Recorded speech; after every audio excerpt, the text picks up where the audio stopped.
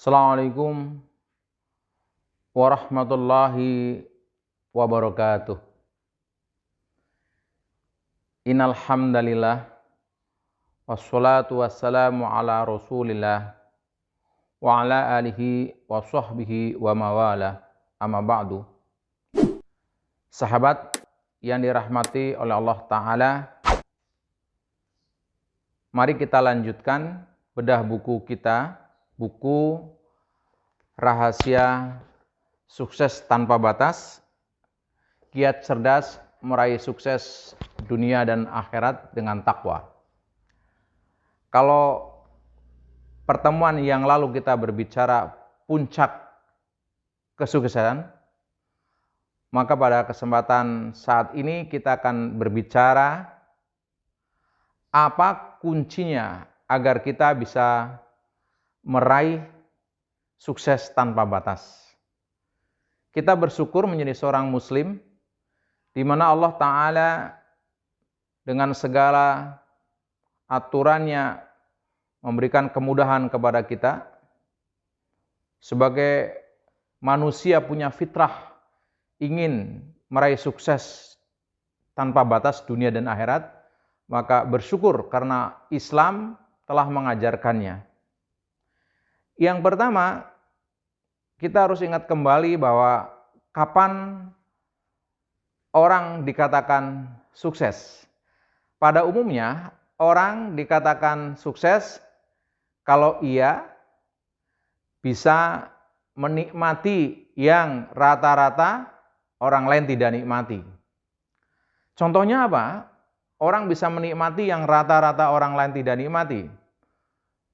Pertama, tentu kita sebagai seorang muslim ingin agar ibadah kita diterima oleh Allah Subhanahu wa taala. Berarti itu prinsip pertama. Ibadah kita harus diterima oleh Allah Ta'ala. Yang kedua, yang kaitan dengan kehidupan kita dunia dan akhirat yang lain, misalkan bahagia sekali kalau kita ditakdirkan oleh Allah Subhanahu wa taala anak kita diberi ilmu yang luar biasa.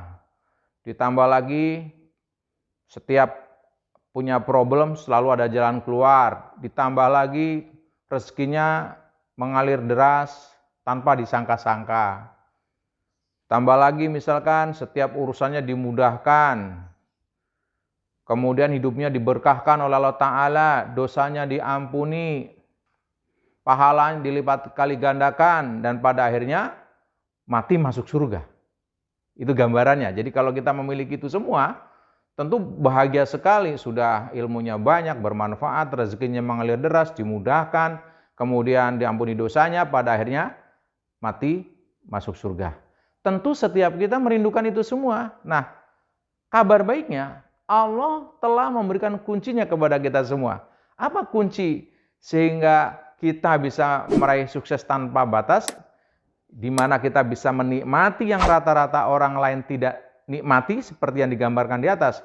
Ternyata sahabat yang dirahmati Allah Ta'ala, kunci itu adalah takwa kepada Allah Subhanahu wa taala. Karena itu buku ini berbicara tentang kunci tersebut.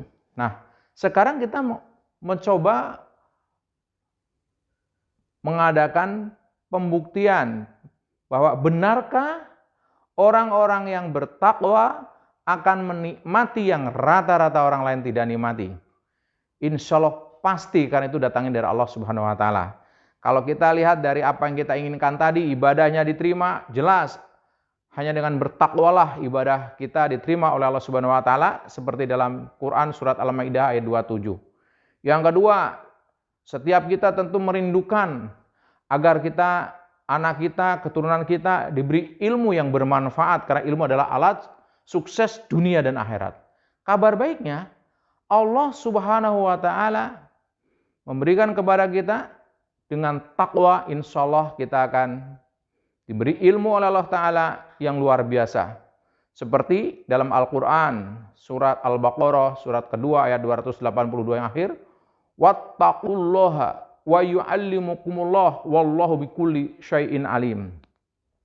Dan bertakwalah kamu kepada Allah, maka Allah akan mengajari kamu ilmu, dan Allah Maha mengetahui segala sesuatu. Kemudian kita muncul, maka dalam beberapa safar saya ke beberapa negara pernah ditanya Betulkah orang-orang yang bertakwa dikasih ilmu? Tentu, kalau kita lihat para ulama terdahulu sampai sekarang, kenapa mereka ilmunya yang luar biasa? Karena ketakwaannya. Tapi kemudian muncul bagaimana dengan kaitannya dengan sains dan sebagainya. Saya akan memberikan beberapa informasi seperti yang ditulis di buku ini. Kalau kita bicara bahwasanya sejumlah ilmuwan muslim yang menginspirasi kemajuan sains dan teknologi modern ini, insya Allah kenapa mereka punya ilmu yang luar biasa? Karena ketakwaannya. Misalkan saja kalau kita sering mendengar bahwa yang menemukan teori gravitasi adalah Isaac Newton. Tahun berapa itu? Disebutkan tahun 1600 kurang lebih. Tahukah kita bahwa Ibnu Al-Haytham sudah menulis buku tentang gravitasi 600 tahun sebelumnya. Ini contoh saja. Contoh lain misalkan kita sering mengenal siapa penemu pesawat terbang, misalkan Wright bersaudara. Tahun berapa itu?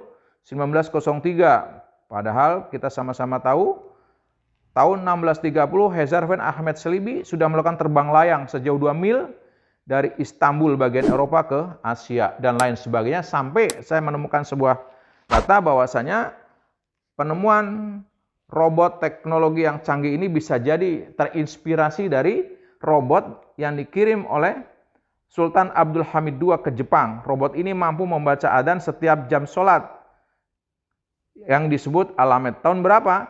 1889. Jadi kalau Jepang sekarang terkenal dengan robotnya, bisa jadi terinspirasi salah satunya adalah dari robot yang dikirim oleh Sultan Abdul Hamid II. Dan masih banyak lagi, hampir kita mungkin 90% penemuan sains di latar belakangnya atau ditemukan oleh para ulama terdahulu seperti Ibnu Al-Haytham, Al-Qasim, Az-Zahrawi, kemudian apalagi Al-Khwarizmi yang menemukan matematika dan lain sebagainya. Pendek kata, kita kembali agar anak-anak kita dan kita diberi ilmu yang luar biasa, hendaklah membagusin takwanya kepada Allah Subhanahu wa taala. Kita sama-sama tahu ada anak umur 7 tahun hafal 30 juz, bahkan ada yang lebih kecil lagi, tidak mungkin kalau itu bukan dari Allah melalui takwanya. Minimal ketahuan orang tuanya, kemudian membimbing anaknya menjadi punya amalan yang bertakwa. Itu yang kedua. Terus apalagi orang bertakwa itu insya Allah setiap punya problem selalu dikasih jalan keluar, dan ini tentu kita rindukan. Allah berfirman di surat At-Tolaq, surat 65, ayat 2 yang akhir, wa may yattaqillaha yaj'alahu makhraja. Barang siapa bertakwa kepada Allah, maka Allah akan memberikan jalan keluar setiap problem. Bayangkan aja, sudah dikasih ilmu sekarang, ibadahnya diterima, setiap punya problem, selalu dikasih jalan keluar. Nah, pertanyaannya kemudian buat kita yang sedang mencari kunci ini adalah, apa sih bedanya antara orang-orang yang luar biasa dengan orang-orang biasa seperti kita pada umumnya? Sama-sama punya masalah, sama-sama punya problem. Orang-orang yang luar biasa, problem besar kelihatan kecil. Sementara kita, orang-orang kecil, problem kecil kelihatan besar. Problem seperti benda relatif. Di beberapa rekaman video saya ulang-ulang contoh ini biar hafal. Kalau kita masuk ke kamar mandi, di kamar mandi ada tikus segede kucing, maka kita akan mengatakan di kamar mandi ada tikus besar. Padahal ketika tikus yang segede kucing tadi dibawa ke bandara, ditaruh di tengah-tengah lapangan pesawat terbang, tikus yang segede kucing tadi kelihatan kecil. Kenapa? Karena tempatnya luas. Kalau begitu, problem kita juga demikian. Besar kecilnya problem bukan ditentukan oleh problemnya, tapi ditentukan oleh kelapangan dada kita. Problem besar hinggap di dadanya. Orang-orang yang ketakwaannya luar biasa sehingga lapang dada, maka problem yang besar kelihatan kecil. Sebaliknya, problem yang kecil hinggap di dadanya orang yang sempit, tidak ada iman, tidak ada takwa, maka problem yang kecil bisa mengantar dia ke bunuh diri dan lain sebagainya. Kalau saya sampaikan kepada sahabat yang dirahmati Allah Ta'ala, di buku ini diceritakan, bagaimana kalau sekarang di hadapan kita ada bayi yang baru lahir, tangannya lumpuh, kakinya lumpuh, setiap malam harus dibantu dengan alat pernapasan. Tentu akan mengatakan, ibu tadi yang memiliki anak, tangannya lumpuh, bayinya, kakinya lumpuh, tiap malam dibantu dengan alat pernapasan, dia akan mengatakan, pada umumnya dia akan mengatakan ibu tadi punya problem yang sangat besar. Padahal kita melihat di sejarah kekinian ya, di buku ini terangkan bahwasanya ada seorang bayi yang seperti digambarkan tadi namanya Syekh Ammar Bugis. Bagaimana tidak, dia lahir dalam keadaan tangannya lumpuh, kakinya lumpuh, tiap malam dibantu alat pernapasan. Tapi dengan izin Allah, di usia 13 tahun, umur 11 tahun ngapal Quran, umur 13 tahun sudah hafal 30 juz.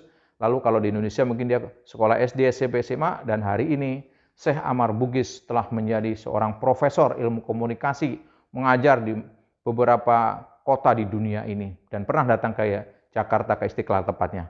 Bayangkan, tanpa tangan, tanpa kaki yang berfungsi dengan baik, tiap malam dibantu dengan alat pernapasan, tapi dia bisa meraih gelar profesor. Bayangkan, berapa banyak di antara kita utuh tangan, kakinya, dan sehat, tapi mohon maaf, 1 juz pun belum tentu kita hafal. Ini apa yang membedakan? Yang membedakan adalah orang-orang yang bertakwa, orang yang besar, problem besar kelihatan kecil, sementara kita sebagian orang problem kecil kelihatan besar karena kurangnya iman, kurangnya bertakwa. Karena itu, orang-orang bertakwa dikabarkan oleh Allah akan selalu mendapatkan jalan keluar.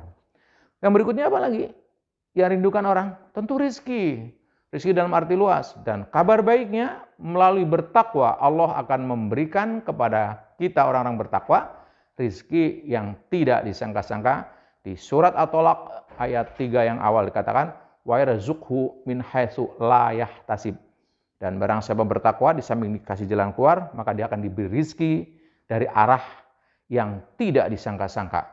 Masih terlalu banyak balasan-balasan orang yang bertakwa yang seandainya seseorang itu memiliki itu semua, maka tentu sahabat kita semua akan menikmati yang rata-rata orang lain tidak nikmati.